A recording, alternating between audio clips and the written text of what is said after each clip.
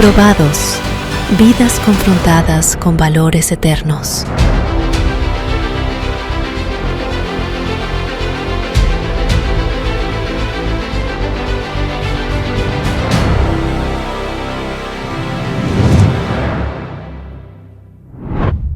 Ya puedo ver que están listos para el programa de este día. Bienvenidos a Probados.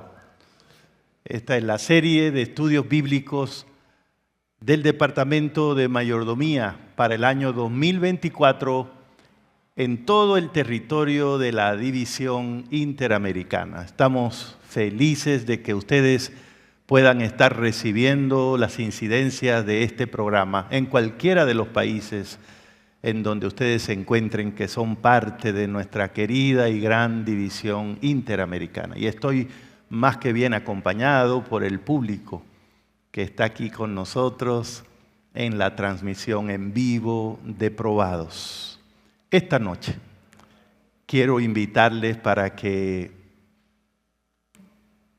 celebremos un banquete espiritual recibiendo la palabra del Señor.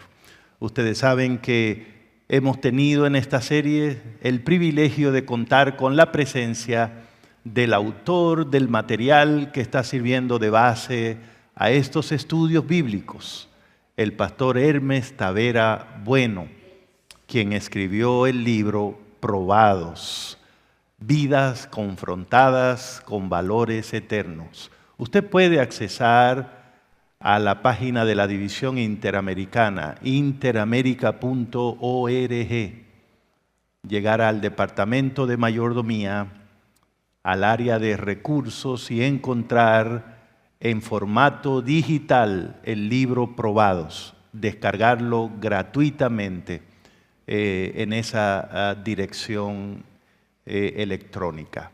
Hoy vamos nosotros aquí a disfrutar del resumen del capítulo número 7 del libro.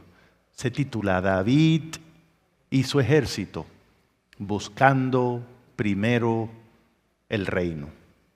Y quiero advertirle que buscar primero el reino no siempre es lo más popular o lo más fácil, pero siempre surge como la mejor opción de vida. A veces, por buscar el reino, vamos a sentirnos tal vez solos, vamos a sentir que nos faltan recursos, pero vamos también a comprobar que si estamos en las manos de Dios, incluso las peores tragedias, Dios puede convertirlas en una gran victoria para gloria de su nombre. Así que estemos atentos, porque creo que en breves instantes el Señor tiene grandes bendiciones en puerta para nosotros. Vamos entonces a asegurarnos de buscar la presencia del Señor esta noche. Estoy invitando al pastor Leo Corsino para que tenga el honor, la gentileza de presentarnos al Señor en oración. Oremos. Querido Señor y buen Padre, le agradecemos en gran manera que nos haya dado la oportunidad de aprender más acerca de su palabra. Que su Espíritu Santo nos ayude a entender la misma y que podamos ponerla en práctica en el nombre de Jesús. Amén. Amén. Amén. Muchas gracias, pastor Corsino, muy amables. Bueno, ahora quiero moverme aquí a la casa de Probados, a la sala de la casa de Probados. Recordarles que este es el libro que escribió el pastor Hermes Tavera Bueno y queremos recibirlo ahora aquí en nuestra sala de conversación para que podamos ver el resumen que él hará en algunos minutos del capítulo 7 de su libro, que recuerden trata acerca de David y del ejército que acompañaba a David, y el subtítulo del capítulo es Buscando primero el reino. Vamos a dar la bienvenida aquí con nosotros al pastor Hermes Tavera Bueno. Es un placer recibirte con nosotros. Te doy la bienvenida una vez más a Probados. ¿Cómo te sientes hoy? Muy bien, muy bien. Eso me alegra porque si estás bien, entonces hay una buena expectativa de que como siempre el Señor pueda usarte al presentar su palabra. Le estaba contando a los que están con nosotros que hoy vamos a hablar un poco de ese concepto, ¿no? De buscar el reino, que suena tan interesante espiritualmente hablando. Pero quisiéramos de la mano contigo, pastor, esta noche ir a la Biblia y tener una mejor idea de lo que implica buscar primero el reino. Si eso también incluye disfrutar de las mejores condiciones siempre o el reino nos va a costar un poco. Así que yo quiero preguntarte, en tu experiencia, ¿cómo piensas tú que representa para nosotros la búsqueda del reino de Dios en la vida diaria, en la vida práctica? Para muchos, el reino de Dios es un estado en el futuro, más allá en el tiempo y más allá en el espacio, donde finalmente todo se resolverá, pero Jesús dijo, el reino de Dios ya está entre vosotros, el reino de los cielos se ha acercado, lo que indica que el reino es la presencia de Dios actuando no en el futuro, sino ahora y para siempre, ejecutando su plan, como dice la oración, que la voluntad de Dios se haga como en el cielo, en la tierra. Y nota que esa sección de la oración es explicando, venga tu reino, hágase tu voluntad como en el cielo, así en la tierra. De modo que la venida del reino de Dios es cuando la voluntad de Dios se ejecuta.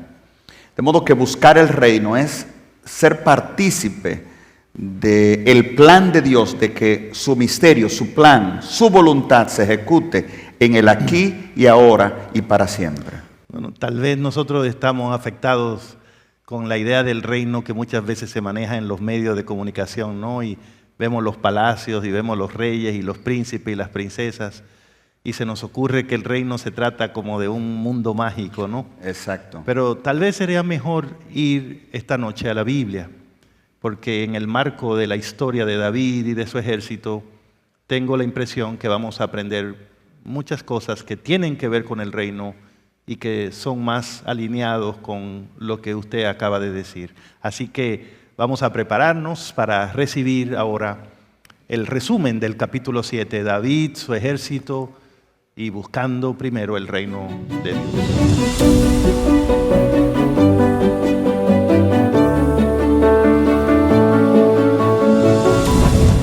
Estamos felices hoy. Ya me doy cuenta cuán felices están. ¿Estamos felices? Les invito a abrir sus Biblias en el libro de Samuel, primer libro de Samuel, capítulo 30. Yo quiero que lean conmigo. Primer libro de Samuel, capítulo 30. Primer libro de Samuel, capítulo 30. ¿Ya lo tenemos?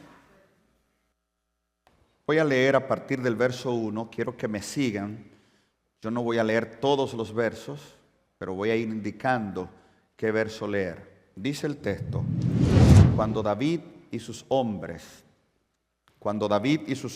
llegaron al tercer día a Siglag, los de Amalec habían invadido al Negev y a Siglag, y habían asolado a Siclat y le habían prendido fuego.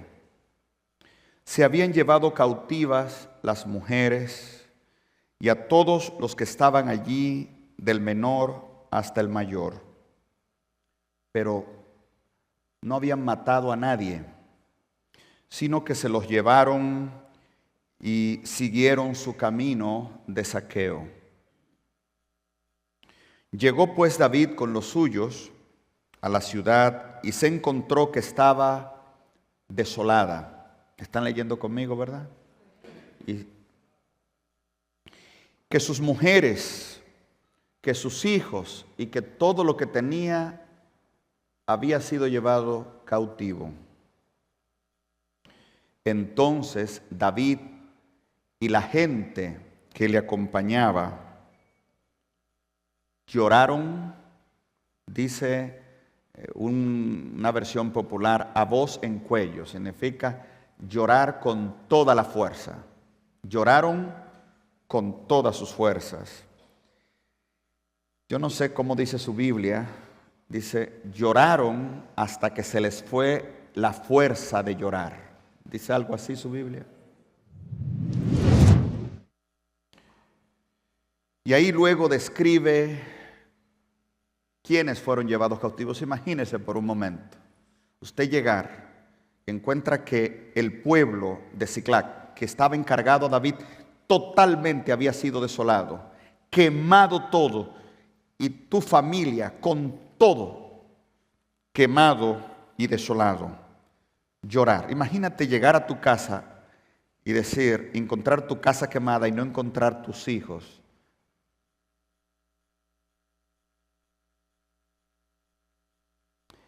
Dice el verso 6, que David se amargó, se angustió mucho, porque el pueblo, ¿qué estaba pensando el pueblo?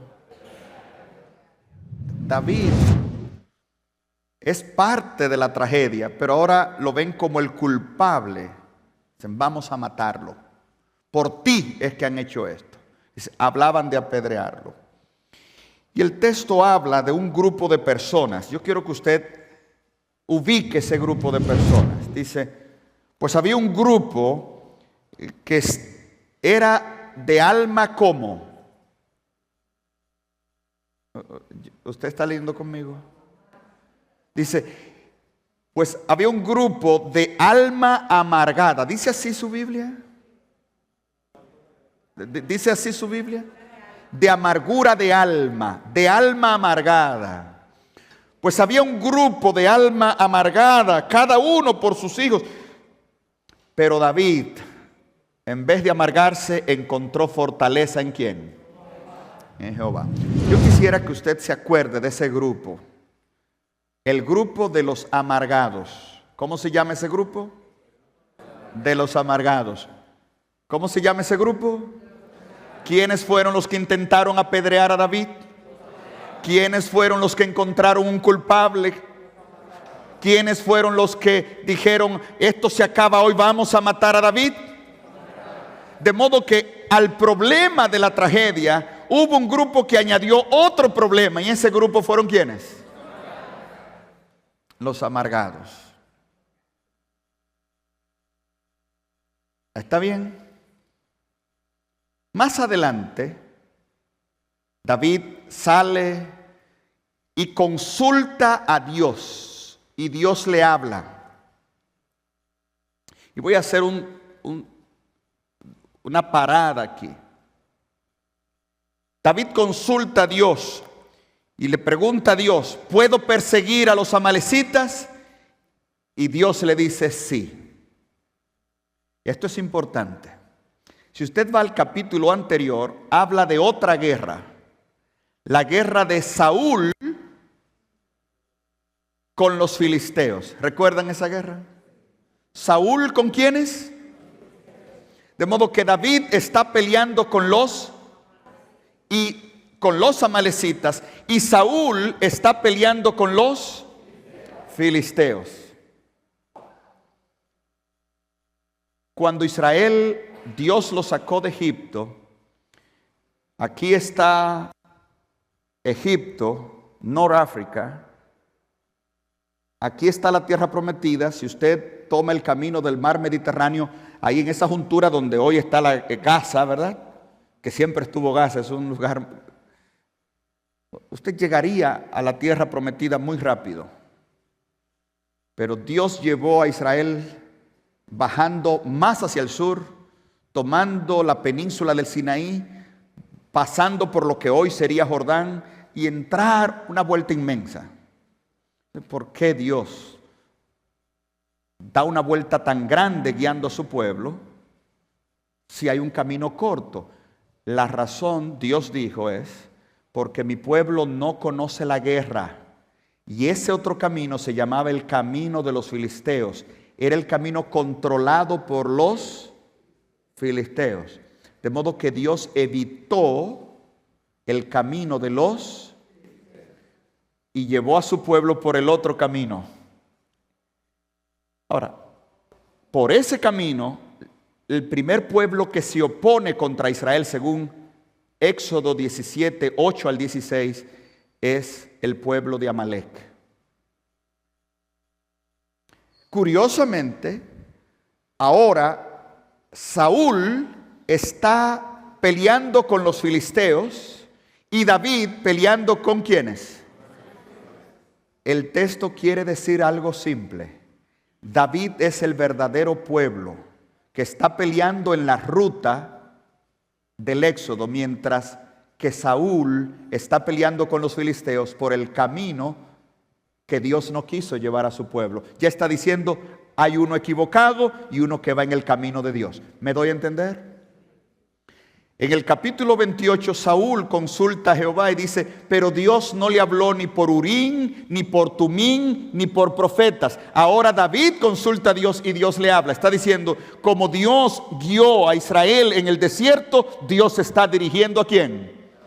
Pero curiosamente, David, este hombre que su familia ha sido secuestrada, que ha perdido todo, es el hombre guiado por Dios. Eso indica que la prosperidad no es la mayor prueba de la dirección divina. Que tragedias pueden ocurrir a una persona que está siendo guiada por Dios. Dios nunca prometió que no te iba a ocurrir. Él simplemente dijo, yo te prometo que entre todas las cosas malas y buenas, al final será bien para los que aman a Dios. Segundo elemento, yo quiero hablarles de los amargados. ¿Podemos hablar un poquito de los amargados? Vamos al capítulo 22 de Samuel. Séame honesto. Cuando hablamos de ese grupo de amargados, ¿no pensó usted en alguien?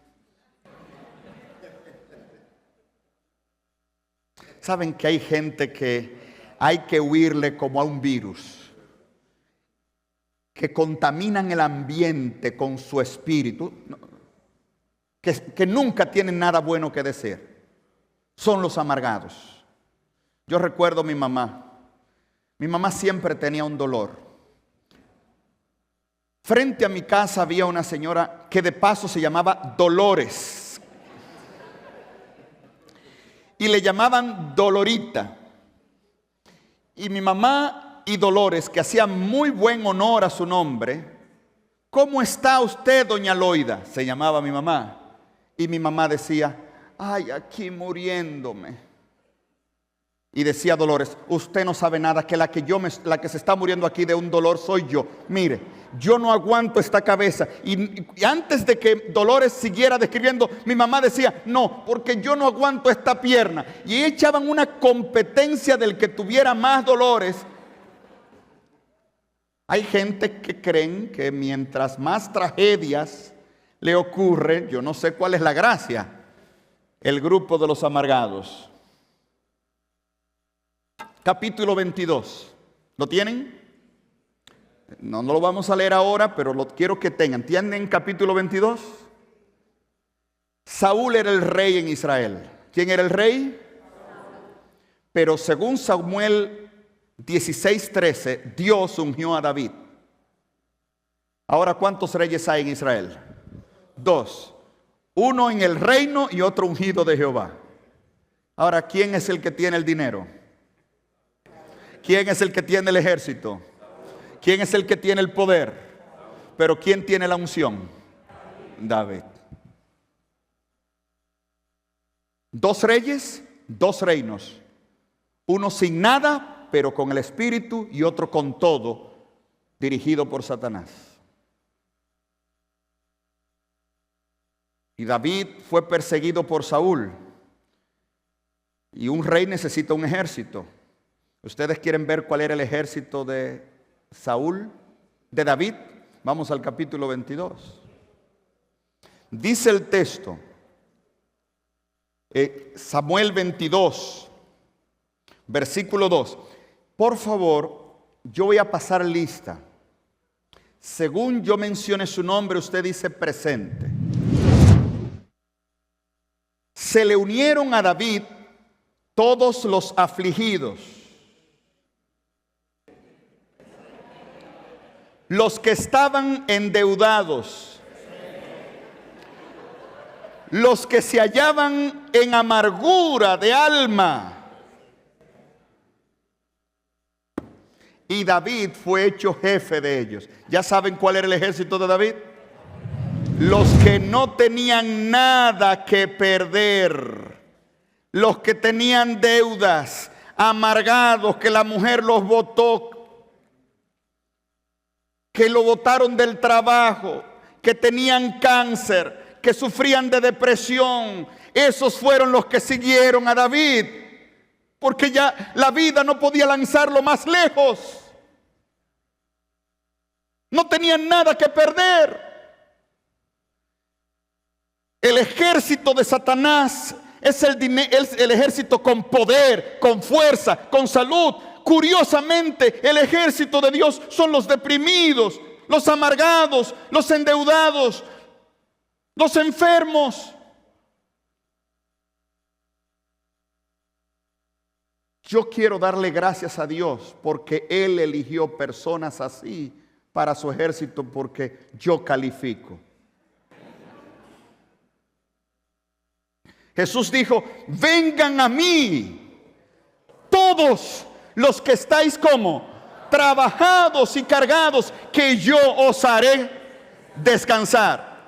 Jesús eligió, dice el apóstol Pablo, lo débil del mundo, lo necio del mundo, para manifestar su poder en la tierra. Hermano, precisamente en tu debilidad, aquí hay personas, es triste decirlo, aquí hay personas que solo cuando le dio cáncer, doctor, encontraron a Dios. Aquí hay personas que solo cuando fueron divorciados y fueron abandonados encontraron a Dios. Aquí hay personas que cuando Satanás dijo, ya no me sirves para nada, Dios dijo, ahora es que comienza tu vida conmigo. ¿Está clara la palabra de Dios, hermanos? De modo que cuando yo estoy hablando del grupo de los amargados, estoy hablando de mí. Estoy hablando de ti. En tu amargura, en tu dolor, en tu tragedia, en tu depresión, Dios está incluyendo un llamado a servirle en su reino. Pero hay algo. Déjenme imitar a un amargado que yo lo imito muy perfectamente. David, ya yo tengo 2 meses peleando contigo aquí. Y los pampers de mi hija, tú no me has pagado, David. Yo no he visto nada desde que trabajo contigo. Tú eres nuestro rey, David, paga. David tenía algo con qué pagar. Yo lo único que tengo es la unción y con eso no se come. Eso más que podía decir David, miren, yo soy un rey, pero no tengo nada. El plan es este, vamos a luchar todos para ser rey y luego yo le doy de todo. Y eso es lo que Jesús dice, busquen primero el reino y luego todo será añadido. Nos toca ahora luchar por hacer que Cristo reine, controle el mundo y todo será nuestro. Gloria a Dios. ¿Podemos dejar a los amargados por un ratito? Podemos volver a Samuel capítulo 30. Primer libro de Samuel capítulo 30. David vence a los amalecitas. Y regresa ahora rico, porque encontró todo el despojo, no solo que le quitaron a él, sino a todos los demás. Y ahora David regresa rico, lleno de despojos, con su familia, felicidad. Verso 21, llegó David a donde estaban los 200 hombres que él dejó cuidando a la gente, que estaban muy cansados para seguirlo. Se habían quedado en el torrente de Besor. Se habían quedado y ellos salieron a recibir a David y al pueblo que con él estaba. Pero ahora habla de otro grupo, verso 22. ¿Cómo se llama ese grupo? Pero los malos y perversos. ¿Cuál fue el primer grupo? No, los deprimidos. Y ahora hay otro grupo, los malos. Los malos y perversos. Ustedes pueden leer la historia. Dijeron, ok, nosotros fuimos los que fuimos a pelear. El dinero es de nosotros, ustedes se quedaron aquí cuidando el campamento. A ustedes no les toca nada. Pero la Biblia le llama a esos que pensaron así malos y cómo. Y David dijo no. Versículo 23. Pero David dijo, no hagáis eso, hermanos míos, con lo que nos ha dado ¿quién? Nos ha guardado y ha entregado en nuestras manos a los salteadores que nos atacaron.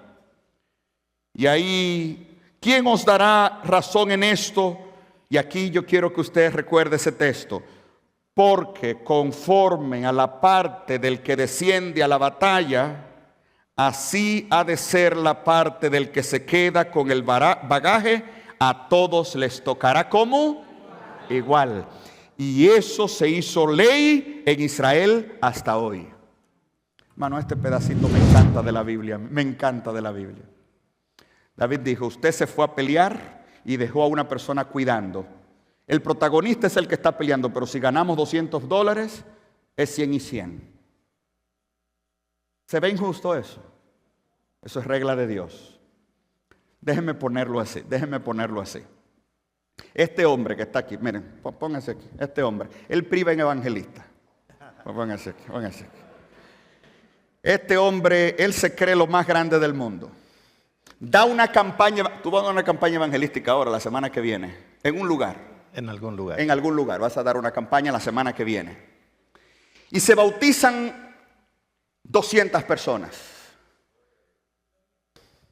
Déjenmelo aquí tranquilo a él. Él llega al cielo diciendo, Señor, mi recompensa, porque por mí se salvaron ¿cuánto? 200. Él está buscando, como dice la gente, 200 estrellitas, ¿verdad? Y el Señor le da 2. Pero yo fui el que prediqué. El Señor dice, mira, las 200 estrellitas que yo te tenía, el que limpió la iglesia le tocan 2. El diácono y la diaconisa que estaban en la puerta, le tocan 2. La viejita que se quedó en la casa orando, le tocan 2. 3. 3. Eres tú el que reparte. Déjame trabajar. Me voy a ir sentando. Se deprimió. Ay. Hermano, yo estoy aquí predicando y miren, ustedes me ven, él está predicando y es probable que cuando se reparta la recompensa celestial de lo que esta semana ha pasado aquí, es probable que a mí me toque muy poco, porque sin el esfuerzo de tantas personas anónimas, el mensaje no hubiera llegado. Y Dios dice, este reino de Dios no es para los protagonistas que están en el frente. Para mí, el que se queda en la casa pero orando, tiene el mismo valor que el que está en el frente peleando la batalla. Dios recompensa tu trabajo. ¿No es algo glorioso, hermanos? ¿No es algo glorioso? De modo que por pequeño que sea tu esfuerzo en el Señor te está viendo y te lo recompensará. En este momento, hay médicos cristianos que están peleando, luchando contra la vida y la muerte en lugares lejanos. Hay misioneros que se están arriesgando en este momento. Tú estás aquí, pero tú oras por ellos. Tú pones una ofrendita.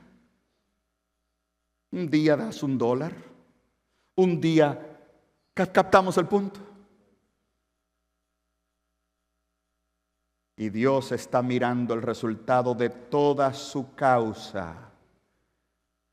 Y un día tú verás que tu oración, tu ofrenda, tu disposición, tu sonrisa, tu humildad, tu trabajo que nadie notó, Dios lo estaba observando y te dará la recompensa. Yo no sé si a ustedes les gusta, pero eso a mí me encanta. Yo trabajo para un Dios justo que recompensará a cada uno por su mínima labor, donde todos somos iguales y el único grande es nuestro Dios. Amén. Que Dios te guarde, que Dios te bendiga.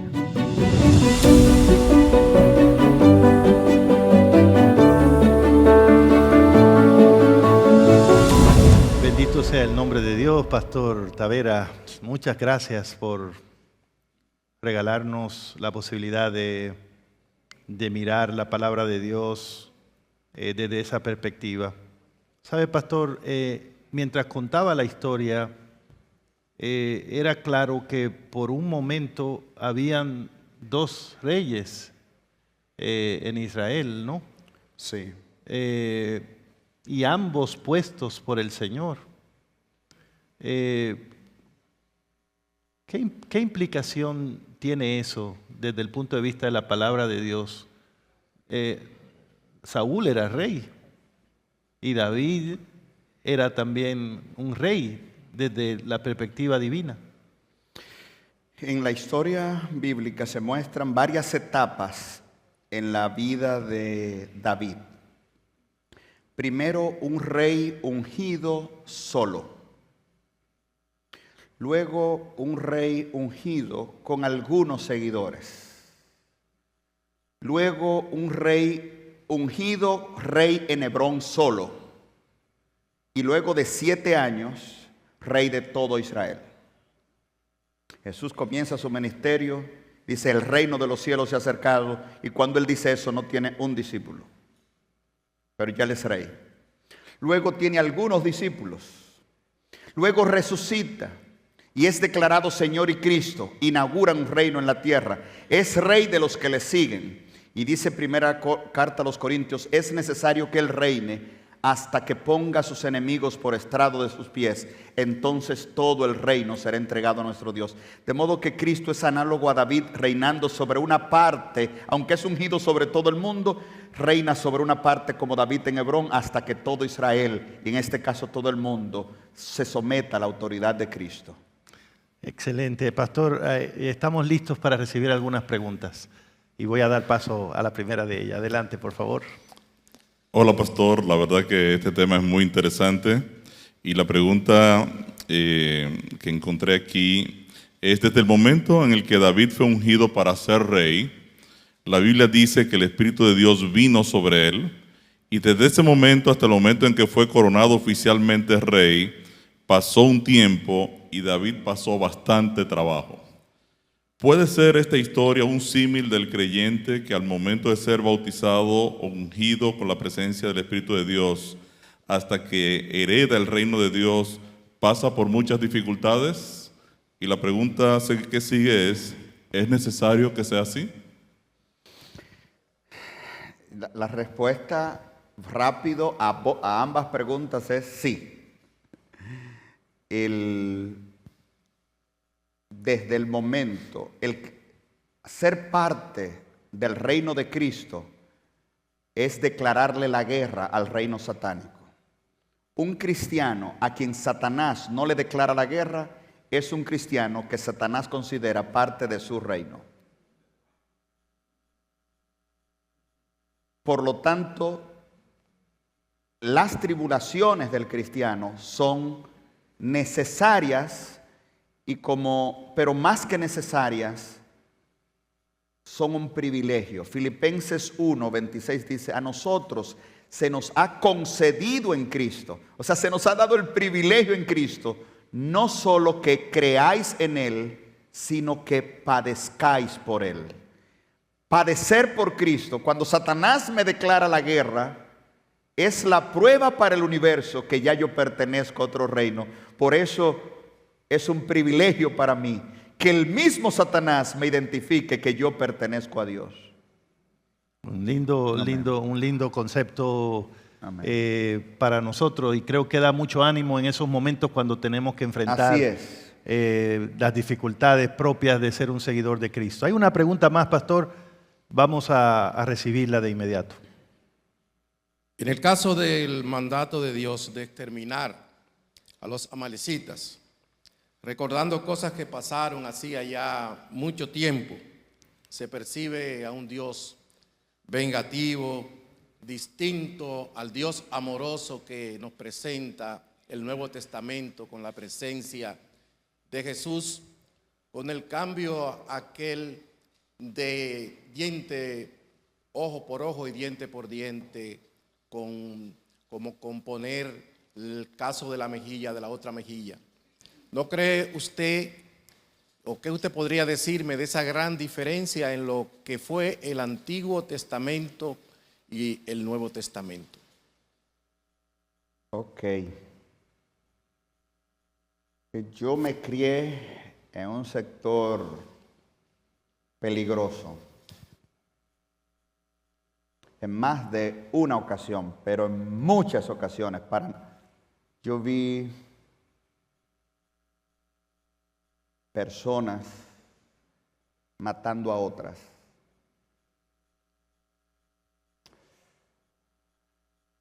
Todavía hoy yo no puedo ver una película violenta, no puedo ver nada de violencia. Son traumas que no he podido superar. No puedo ver abusos. Más de una ocasión yo vi personas con un machete acabando con la vida cruelmente de otra persona. Y yo sentirme impotente.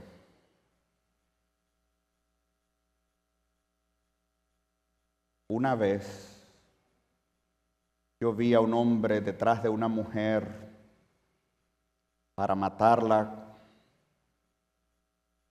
Yo era un niño, 11, 12 años.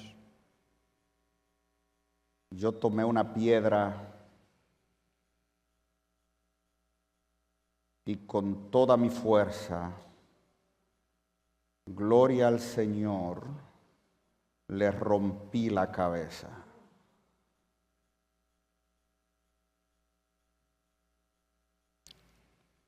¿Qué tan cruel soy yo?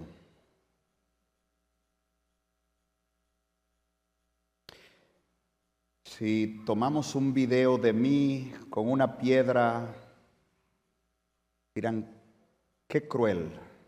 Si miramos todo el cuadro, yo estaba salvando una vida.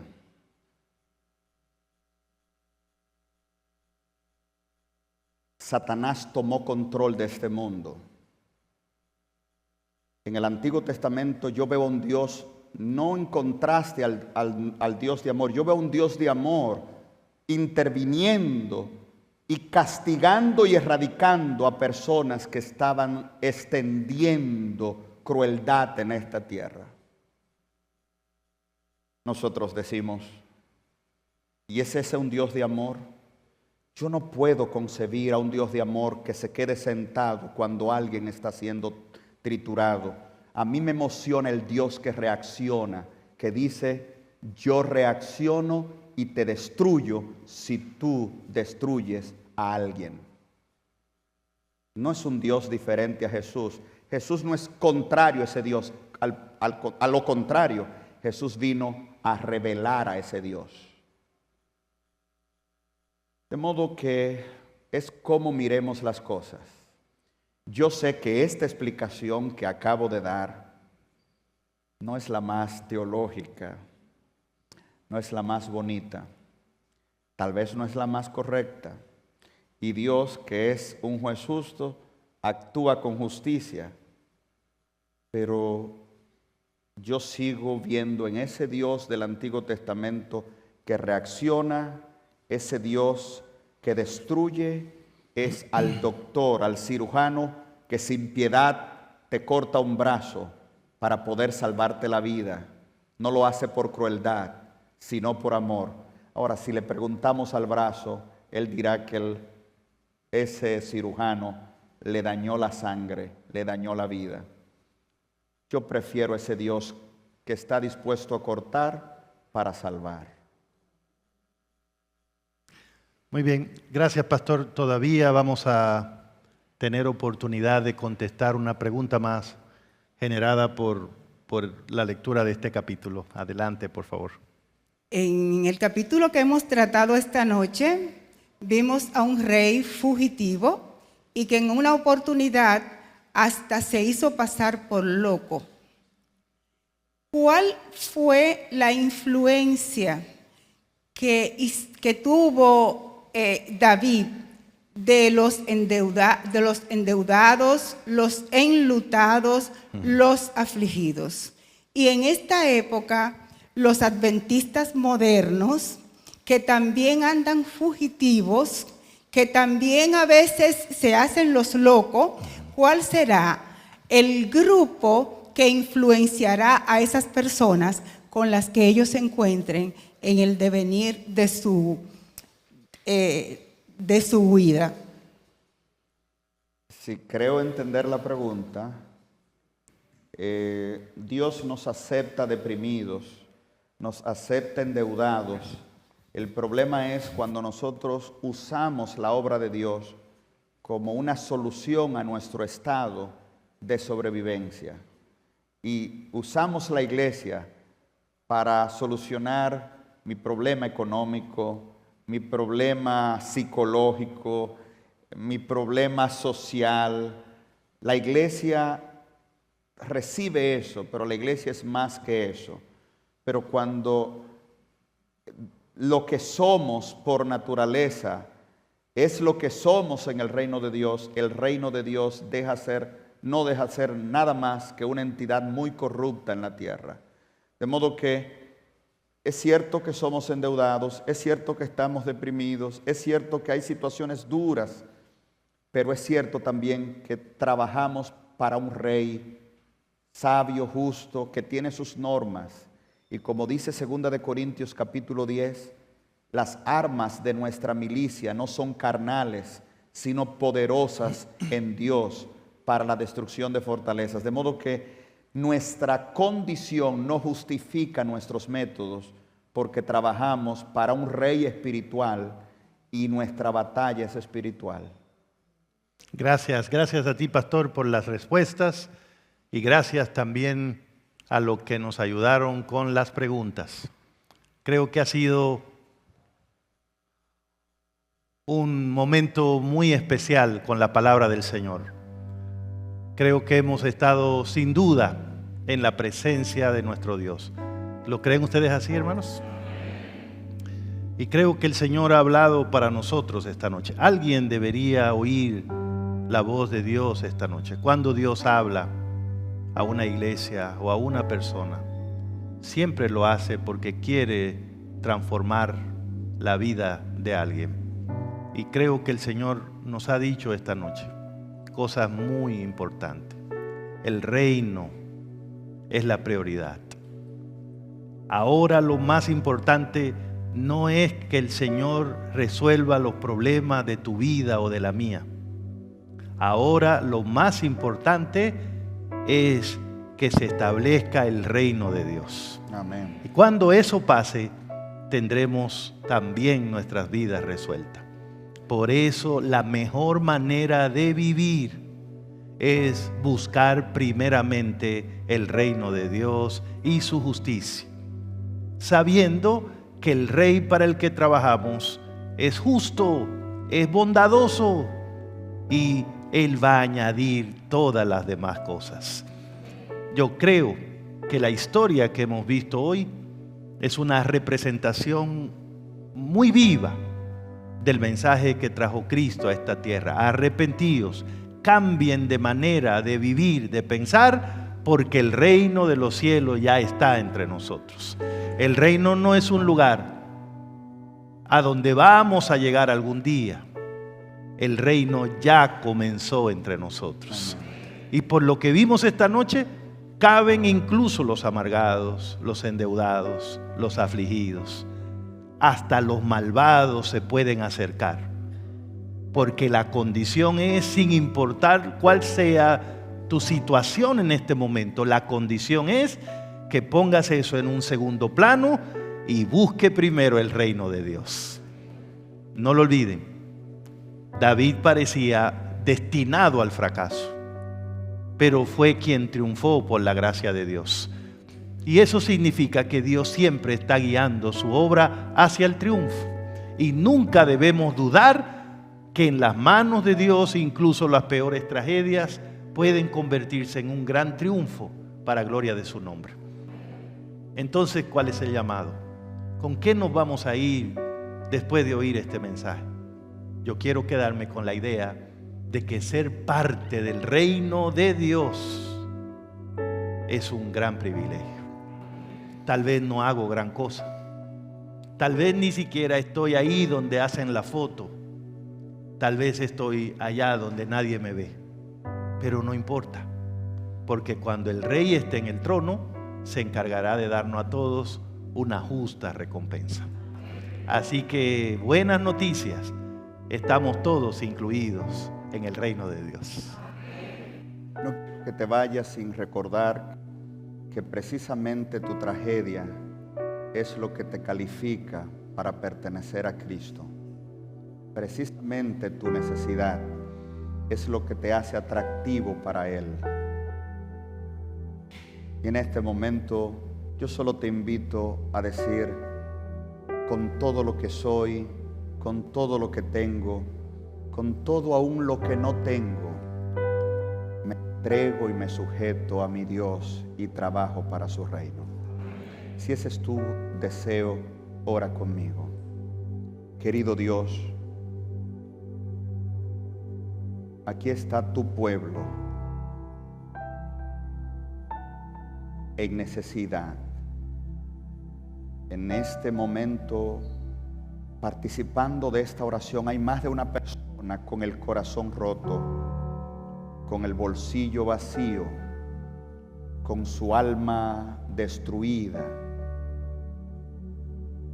Pero es en este momento que en su necesidad tú le dices: ven trabajado y cargado, que yo tengo trabajo para ti y te daré descanso. Y Padre, en el nombre de Cristo lo entregamos todo. Amén. Por tu reino. Amén. En el nombre de Jesús. Amén. Amén. Que el Señor les bendiga a todos.